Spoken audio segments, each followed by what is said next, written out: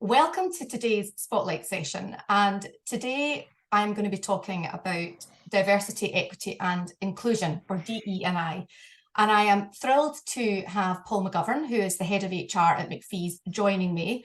And there was a very deliberate reason that I asked Paul to join me today, because for those of you who are maybe looking up Paul's profile or don't know Paul, he is not a DE&I specialist. He is very much a credible HR thought leader from, impressive FMCG brands, having performed in senior HR generalist roles. And the reason I wanted to feature somebody like Paul and not a specialist is a lot of organizations that I deal with, a lot of the companies that I speak to, they don't have the luxury of being able to bring in DE&I specialists. It does form part of the day-to-day HR generalist remit. So, Paul, this is why I have you on here, because you have had to deal with DE&I throughout your career. I'm going to be really honest with you. When I speak to both CEOs, MDs, HRDs, when I bring up the topic of DE&I, I'm not saying there's a fear, but there is definitely a, oh yeah, DE&I. It's almost like a hesitancy, a slight reluctance. Yes. It's a bit about, oh. And when I deep dive, I think actually it's not coming from a place of the company doesn't want to do the right thing, because let's be honest, these are three values that are very closely linked, for organizations to really try and work towards bringing their people together and being supportive of different types of people. But I think there's so much information out there that sometimes it gets to the stage where leaders are just like, I don't know what to do. Are we doing the right thing? So I'm going to kick off with my first question, which is, why do you think, or why are HR teams finding DE&I such a struggle sometimes when trying to engage their employees? Yes, great question. Thanks for that question, Katie. Much appreciated. First of all, thank you very much for absolutely. Thank you very much for the invite. It is hugely appreciated. Yeah, DE&I, probably the new kid on the block, or has been the new kid on the block for a few years in HR. Why is it?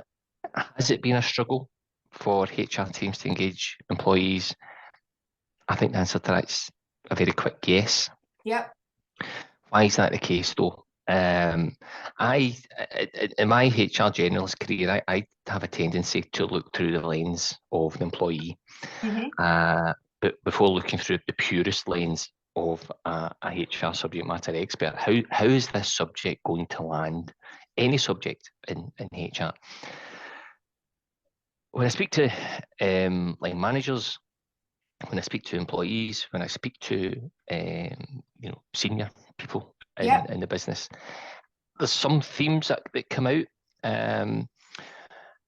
They are internal themes from a DE&I point of view, and they are external from a DE&I point of view. So internally, pretty rudimentary, but it's just the volume of activity that's hitting the business.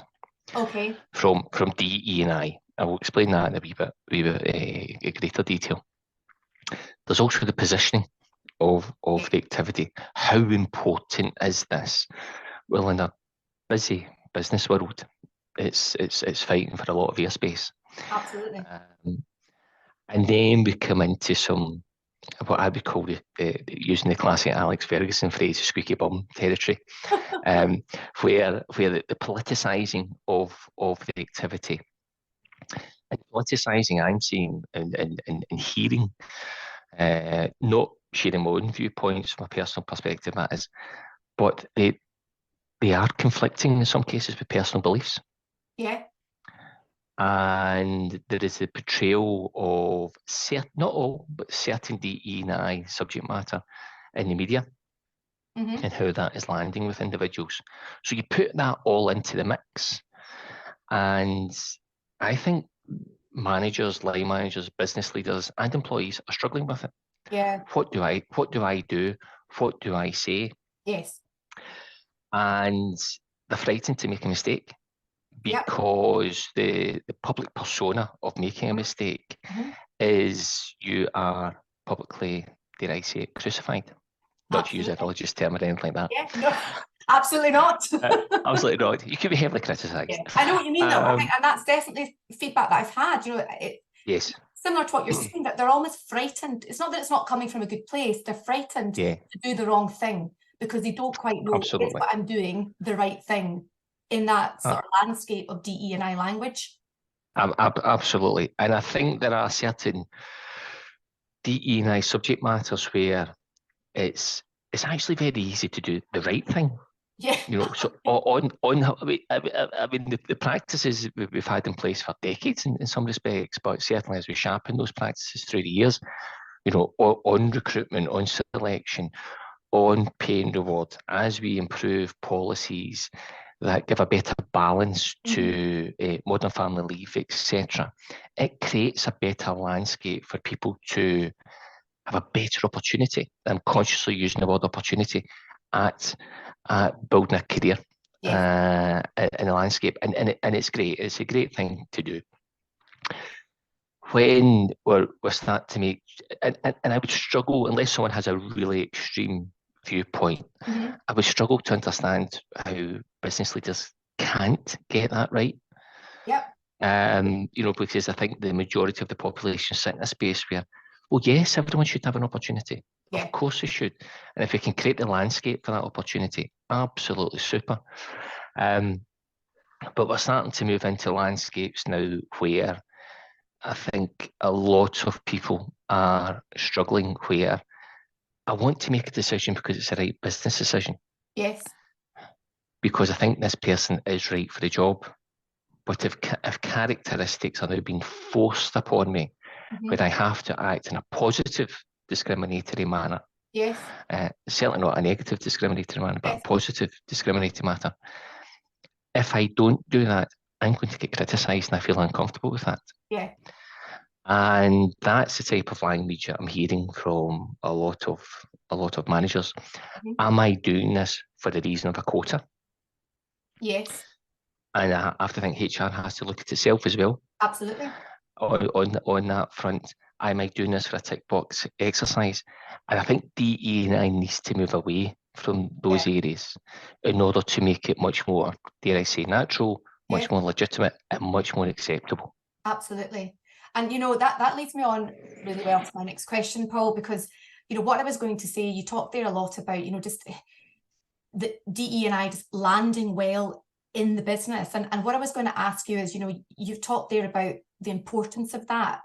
So what can HR teams, HR leaders do to really ensure that the DE&I strategy that they adopt does land well in the business and it is received positively? Yeah, I think there's probably a couple of simple things. Did I say it? Maybe some of my colleagues might not appreciate that, but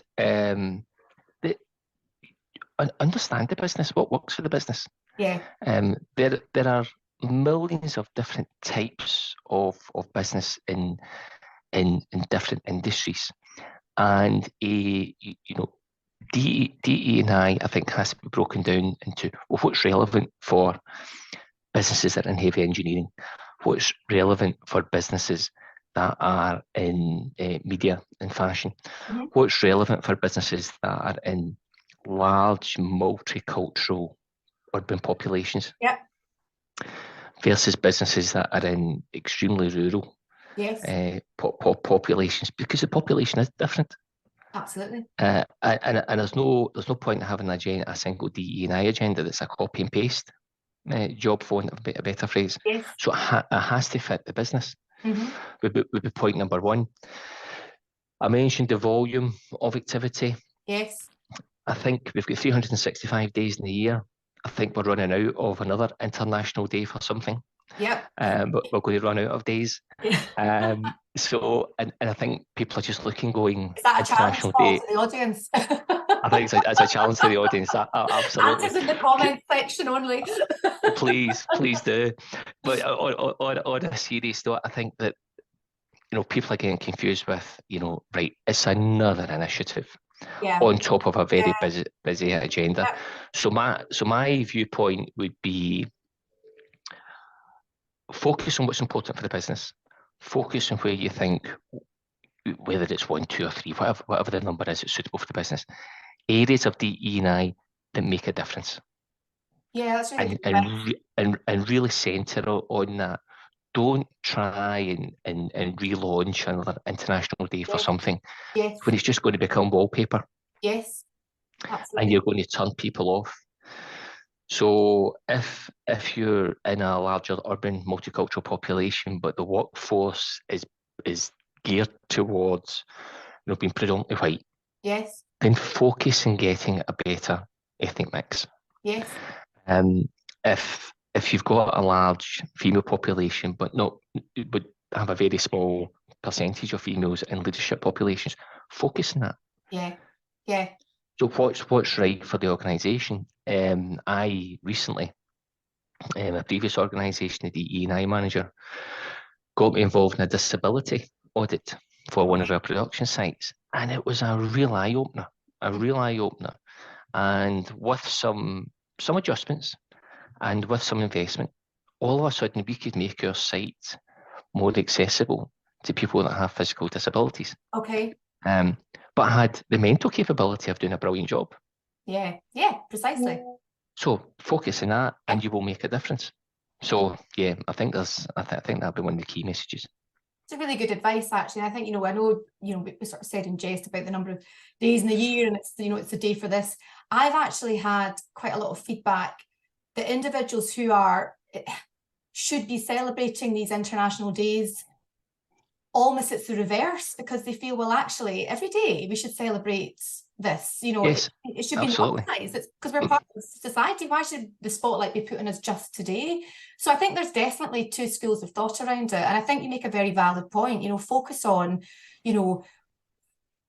what's right for the business and what's right for your employees, and choose maybe 2 or 3 themes that you can really focus on to elevate that in terms of your DE&I strategy. So that's really good advice. Thank you for that. So my final question is, you take on board all of these sort of tips, insights, guidance you've given, Paul.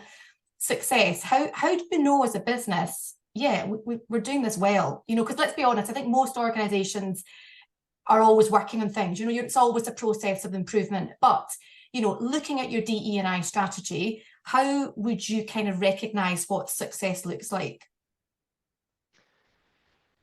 Yeah, I think this is actually quite hard from if we're looking at measuring success from a hard numbers point of Yeah, view. okay. Um, but I think there's also a lot to be said on measuring, having a temperature check in the organisation. One of the best, not overly scientific, but one of the best temperature checks is just understanding the noise in the business. What's that off the record language Yeah, that we see when we walk the floor, when we're walking the office, we're in having a little coffee chat, etc. I know it's not brilliant empirical advice or anything like that, but if I'm hearing noise just now that DE isn't landing, yes. well, and I'm using that as a measure of I need to do something in this space. If we turn that around, I then want to hear noise that says, "Do you know something, Paul? This is really working. Exactly. This is making a difference here."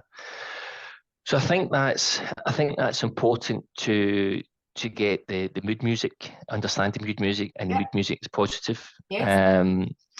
I also think, and I think this is important when it comes to hard numbers. This is a really strong personal viewpoint. I don't think the indicators of measuring DE&I should be bonusable objectives in a business Okay. because it drives the wrong behaviour. Yeah, I can see that. When you put, and there are some businesses, and I've been in some businesses where DE&I measures are bonusable. Okay. Well, for every positive intervention, potentially there's a negative unintended consequence. And I think business has to be careful of that. Have measures. The measures give a kind of that temperature check, Yes. a more formal temperature check, and that's great. But what that's telling you is the way you, the business leader, has decided to shape your business, Yeah. either intentionally or unintentionally. And if you're happy with that outcome, fantastic. If you think there's room for improvement, then build that into your business plan. Build that back into your 1 or 2 or 3 initiatives that you think can make the difference, and just keep reevaluating those temperature checks and building it into your business.